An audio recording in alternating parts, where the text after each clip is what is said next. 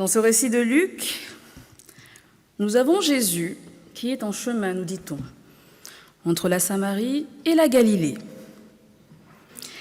Ici, dans ce texte que nous avons lu dans cette histoire, il ne sera pas fait mention de la réaction des disciples, ni de pharisiens, ni d'une foule qui aurait assisté à la scène.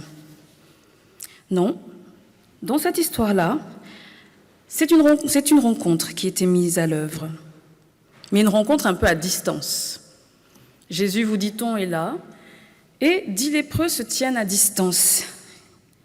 Il lui demande en fait d'avoir pitié pour eux. La réponse de Jésus peut être un petit peu particulière. D'habitude, quand quelqu'un vient le voir pour lui demander quelque chose, soit il s'exécute, soit il le touche, enfin il a déjà touché des lépreux, nous le savons.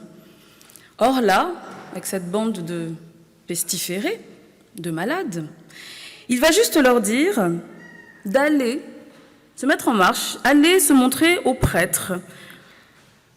Pourquoi faire ? Là, il n'y a pas de parole de guérison, il n'y a pas en fait de bénédiction, c'est aller voir le prêtre, tout simplement. Et on aurait pu s'attendre effectivement à ce que Jésus s'approche, qu'il les touche peut-être, qu'il peut-être les accompagne, je ne sais pas, qu'il puisse faire autre chose que juste dire peut-être quelque chose que d'autres ont déjà dit. Et pourtant, sur sa parole, en faisant confiance, finalement qu'est-ce qu'ils avaient à perdre ? Ils commencent à se mettre en chemin pour aller voir le grand prêtre. Jésus envoie ces hommes au lieu qui était prévu par la loi pour un diagnostic de la lèpre. C'est pour ça qu'il leur a dit « Allez voir le prêtre ». C'est le prêtre qui peut déclarer si quelqu'un est impur, malade, et c'est aussi le prêtre qui peut faire un constat de dire « Cette personne-là n'est plus impure, elle est guérie ». Sachant que la lèpre, à l'époque, se voulait une maladie contagieuse, une maladie qui nous fait perdre toute identité sociale. On est mis au banc, tout est retiré. On n'a plus le droit, en fait, d'être parmi la communauté. On est mis et éjecté un petit peu en dehors, même pas, un peu, beaucoup. On peut se dire c'est quand même un petit peu bizarre, mais en même temps, il y avait aussi le souci de protéger la communauté. C'était de se protéger, de ne pas être avec les impurs. Et pour se protéger parfois, il faut mettre des barrières.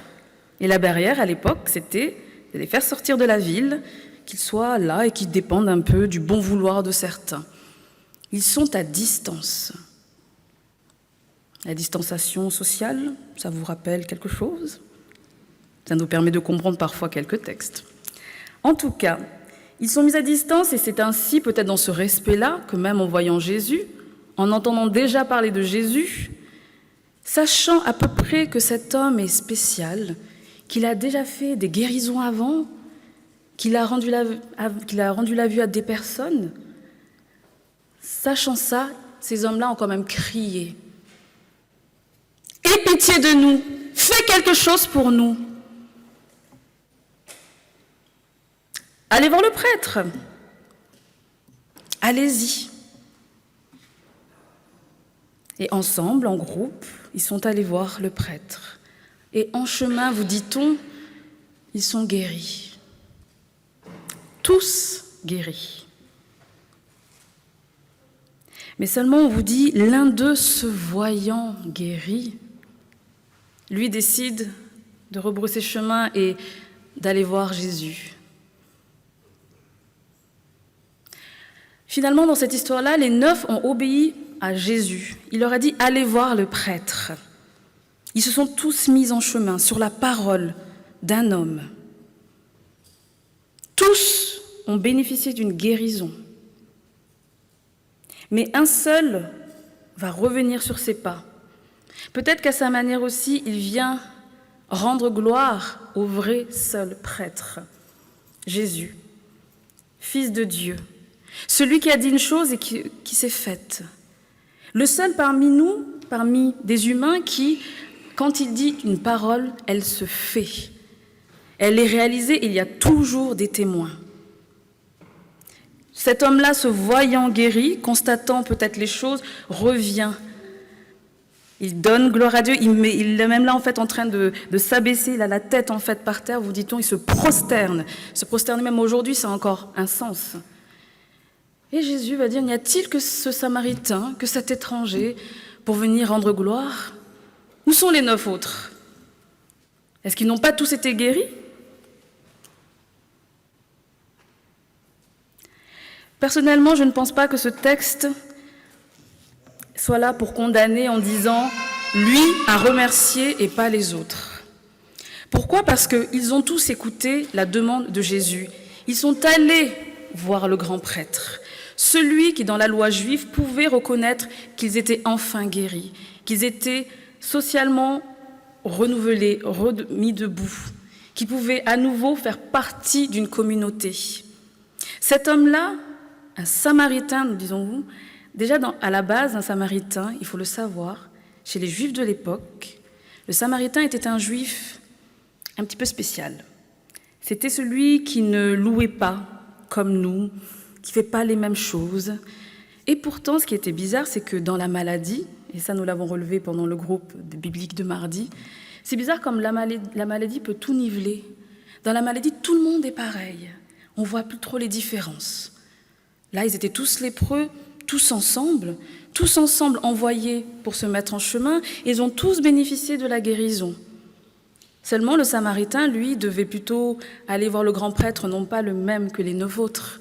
Il aurait dû aller dans son pays, en Samarie, au mont Garizim, là-bas où ces Samaritains ont leur temple, là où il y a le grand prêtre.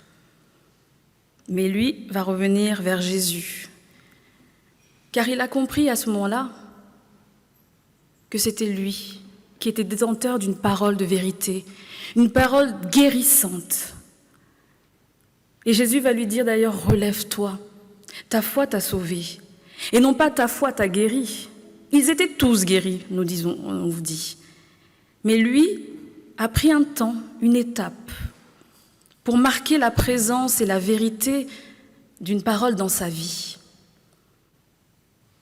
Jésus, pour lui, était celui à qui il fallait revenir et rendre gloire.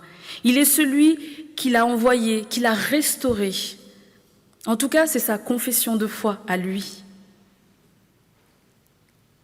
En groupe, on fait beaucoup de choses. Parfois, on a besoin de s'extirper du groupe pour reconnaître aussi où on en est, ce qu'on pense réellement, comment nous, on veut cheminer dans la vie. En groupe, on peut faire beaucoup de choses, on est dans la masse, on rigole des mêmes choses, tout le monde pense qu'on pense les mêmes choses, on rit aux mêmes blagues, on a la même façon de penser, peut-être même on a les mêmes bords politiques.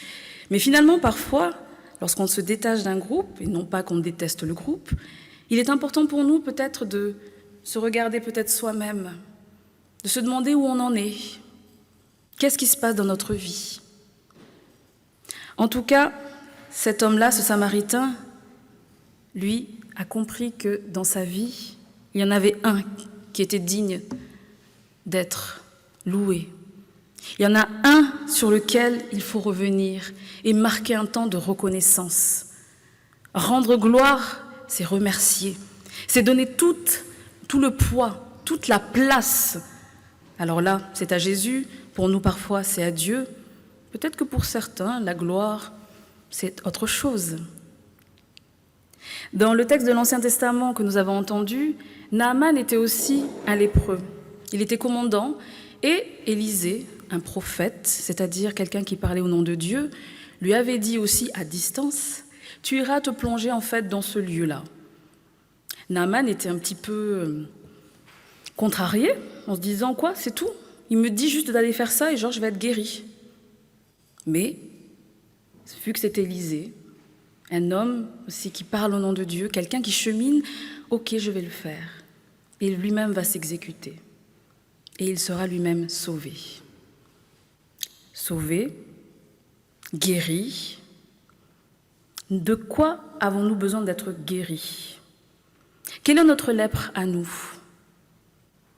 Quelle est notre maladie ou les maladies que nous partageons avec d'autres? Ou parfois, il nous faut peut-être nous regarder et faire un petit peu un constat. Ce texte, je trouvais qu'il était bien à propos par rapport à la confirmation de Stella. Non pas qu'elle soit une lépreuse, on s'entend bien. Mais elle a cheminé avec un groupe. qui s'était dit, tiens, nous allons confirmer en fait à Pentecôte, tous ensemble. Comme je vous l'ai dit tout à l'heure, elle s'est dit à un moment donné, moi, j'ai besoin d'un peu plus de temps pour pouvoir un peu plus cheminer, pour être aussi en marche. Et ce qui était aussi intéressant, c'est que le Samaritain, je vous ai dit, qu'il était un étranger par rapport aux autres Juifs. C'était là, de base, elle était à Anir-Vezna, qui n'est certes pas très très loin, mais Chêne n'était pas sa paroisse en fait initiale. Et pourtant, c'est elle qui a eu besoin aussi de cheminer un temps. Et la confirmation est aussi dans ce cadre-là. Comme je vous l'ai dit, c'est une étape parmi d'autres. Il n'y a rien de magique qui va se passer en fait maintenant. La communion, le fait de prendre l'Eucharistie, le baptême, la confirmation sont des étapes de vie. Des étapes où on rend le poids à Dieu, où on rend la grâce à Dieu, où on le remet à sa place. Stella est déjà aimée depuis longtemps. Ce n'est pas aujourd'hui que l'amour de Dieu se met sur elle et va la faire je ne sais pas quoi. Elle est déjà aimée, mais aujourd'hui c'est elle qui a pris ce temps de vous dire déjà à vous où elle en était. Comment elle veut continuer à cheminer et comment justement, parfois Dieu, on n'arrive pas trop à le définir, fait quand même partie de sa vie. Et c'est ce qu'a fait aussi ce lépreux. Il a marqué un temps. Nous-mêmes, quand est-ce qu'on arrive à marquer le temps? Le temps est quelque chose qui est très très rare aujourd'hui. On n'a plus le temps. On a tous 24 heures dans la journée, pourtant on ne l'utilise pas de la même manière.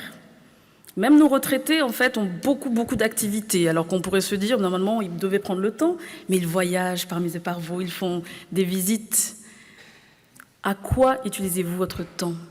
Et est-ce que vous arrivez aussi à donner le temps à votre famille, à vos amis, à Dieu? Réfléchissons à ça, le temps. Ces 10 lépreux ont été guéris. Un seul a marqué le temps. Un seul a compris ce qu'était la foi. Un seul a compris qui était celui qui pouvait le guérir. Non pas corporellement puisqu'il était, mais à l'intérieur. La foi, on aime bien le dire chez les protestants, c'est quelque chose de très très intime. Oui, c'est intime. Mais au bout d'un moment, c'est tellement prenant que ça irradie partout. La croix, encore pour moi, c'est cette relation-là. Dieu avec moi, ma relation à moi, mais seulement ma relation, je la vis avec d'autres. Le signe de croix. Ainsi, tous guéris, un seul qui rend gloire. Peut-être que les autres l'auront fait par la fin. Chacun peut mettre une fin à cette histoire-là. Mais c'est l'étranger, la personne à laquelle on s'attendait le moins, qui va comprendre qui est Jésus, qui va prendre pour lui-même la parole, et qui va marquer un temps. Je pense que pour nous, il y a quelque chose qui doit nous inspirer. Parfois, on apprend des autres. Il y a des choses qu'on fait très bien, mais attention à ne pas s'enliser dans les habitudes, dans nos sièges très confortables, parce que bien souvent, ce sont les autres qui sont là, qui témoignent et qui nous font bouger dans notre foi et dans notre vie. Amen.